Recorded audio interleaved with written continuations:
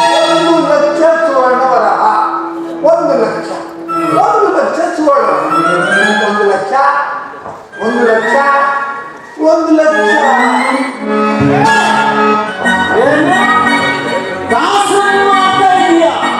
ಇಲ್ಲ, ಎಲ್ಬೇಕು ಅಂತ ಕೂಗೋತಾ ಇದ್ದೀನಿ. ಓಹೋ ಬಿಡು ಮಾತಾಡಕ್ಕೆ 1,00,000. ಅದು ಯಾಕೆ ಗಂಟಲ್ಲಿ ಹಂಗೆ ಪ್ರಾಣ ತರ ಅನಿಸ್ಕೊಳ್ತೀಯ?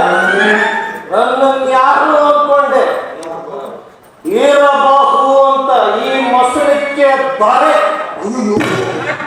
ಇದು ಮೊಸಳ ಕಾಯೋ ನೀನು ದೂರ ನಿಂತ್ರು ಹಂಗೆ ಅಂತ ಅಕ್ಷರ ಹಣೆ ಮೇಲೆ ಬರ್ತೈತ. ನಾನು ನೀನು ನಿಂತ್ಕೊಳ್ಳೋದು ಒಂದೇ ನೆಲದ ಮೇಲೆ ಅಲ್ಲ. ಮೊದಲು ಬೆಲೆ ನೋಡಿ ಸರ್ಕಾರ ಆಶೀರ್ವಾದ. ದೂರ ನಿಂತ್ಕೊಳ್ಳೋ, ನೀನ್ ಮೇಲೆ ನಿಂತ್ರೆ ಮೈಗೆ ಆಗುತ್ತೆ. ದೂರ ನಿಂತ್ಕೋ.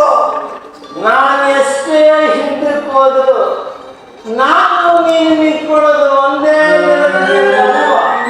ಮೊದಲು ಬೆಲೆ ಕರಿ ಬಂಟಿನ ಕಚ್ಚಿ ಹಾಕೊಂಡ್ಬ ನಾನು. ನೋಡಪ್ಪ, ನಾನಂತೂ ಈ ನೀರು ಕುಡ್ಕೊಂಡು ಮಾಡಕ್ ಸಿದ್ಧ ಇಲ್ಲ. ನಾನು ಕೈಲಿ ಹಾಕೋದಿಲ್ಲ. ಏನ್ ಬೇಕಾದ್ರೆ ಮಾಡ್ಕೊ. ಪೂಜ್ಯರೇ,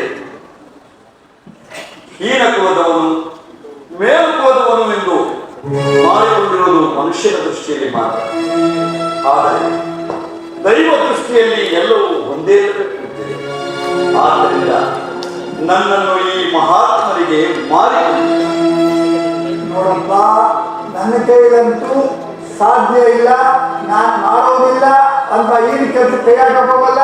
ನೀನ್ ಬೇಕಾದ್ರೆ ಮಾಡ್ಕೊ, ಅದು ನಿರೀಕ್ಷೆ ಇದೆ.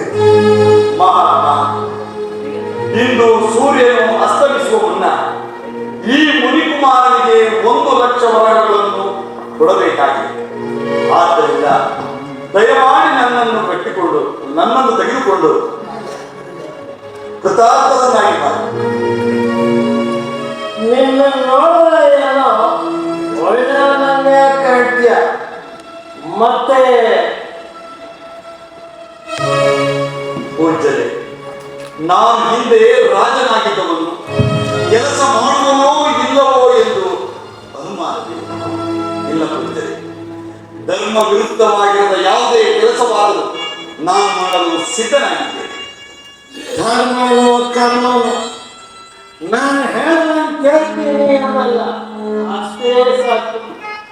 ಬಂದ್ರೆ ನಾಶತ್ರಿಕೆ ನಮ್ಮ ಹುಡುಗ 1,00,000 ಸುವರ್ಣ ಕೊಡ್ತಾನೆ.